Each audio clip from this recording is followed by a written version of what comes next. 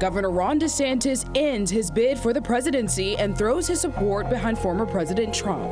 We can't go back to the old Republican guard of yesteryear, a repackaged form of warmed-over corporatism that Nikki Haley represents. The Republican field now narrows. And with New Hampshire's primary this week, we look at what this means as voters decide. Thanks so much for being with us at 11. I'm Chelsea Jones. We've got a lot of ground to cover, from the Republican political landscape to analysis on what comes next. But we begin with a look at where we stand just 2 days out from the New Hampshire primary. DeSantis is out. It's clear to me that a majority of Republican primary voters want to give Donald Trump another chance. So he threw his support behind him and not Nikki Haley. He was very gracious and he endorsed me, so I appreciate it.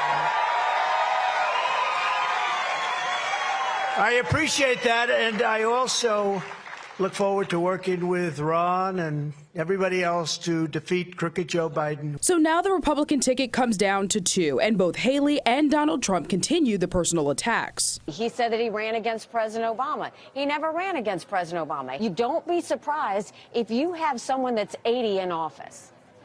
Their mental stability is going to continue to decline. But she's made an unholy alliance with the rhinos, the never-Trumpers, Americans for no prosperity, globalists, the radical left communists, and they want to get liberals and Biden supporters. That's what they want. Trump and Haley are in New Hampshire making their final appeals to voters ahead of Tuesday's primary. A new University of New Hampshire poll showing Trump holding 50% of likely voters and Haley with 39%. But after New Hampshire comes Haley's old stomping grounds of South Carolina. Feeling good, feeling good. You got to get out because margins are important. Now, though both DeSantis and Trump are playing nice today, just 11 days ago, Governor DeSantis had some strong words against Trump during this month's CNN debate ahead of the Iowa caucuses. I appreciated what President Trump did, but let's just be honest. He said he was going to build a wall and have Mexico pay for it. He did not deliver that. He said he was going to drain the swamp. He did not deliver that. He said he was going to hold Hillary accountable, and he let her off the hook. He said he was going to eliminate the debt, and he added $7.8 trillion to the debt.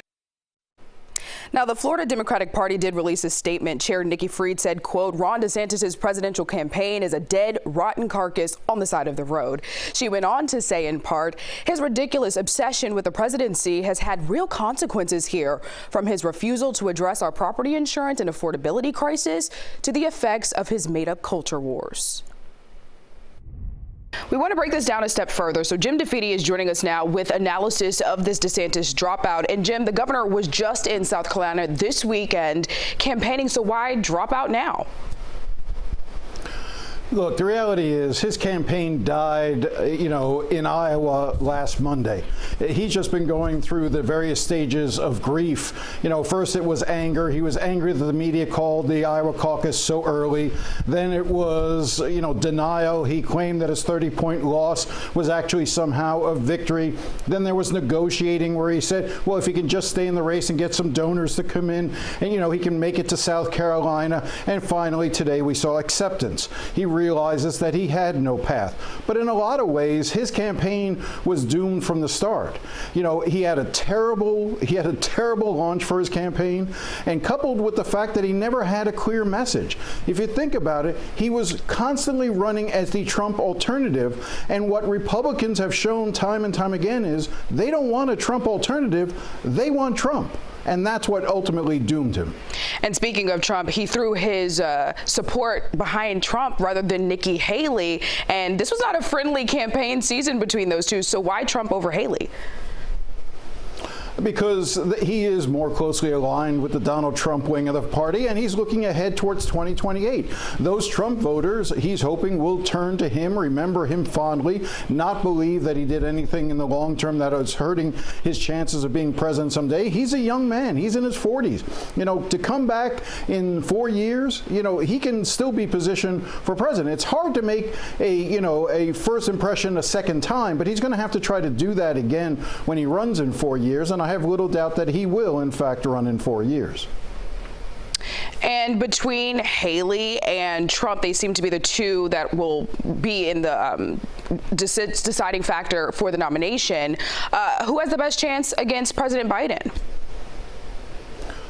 Well, if you look at the polling all shows that Nikki Haley does much better against Joe Biden in a general election. The problem is Nikki Haley is going to have a very difficult time getting to the general election because you first have to go through Republican primary voters, and those are very conservative voters. And so that's the problem that she's got. Right now, Donald Trump seems to have a lock on this nomination. He's ahead in New Hampshire. He's polling ahead even in Nikki Haley's home state of South Carolina. He's trying to get a knockout blow against Nikki Haley now in New Hampshire and in South Carolina, and then wrap this thing up before it even turns to March. All right, Jim DeFede, thank you so much for that analysis. A lot to keep our eyes on. Thank you so much.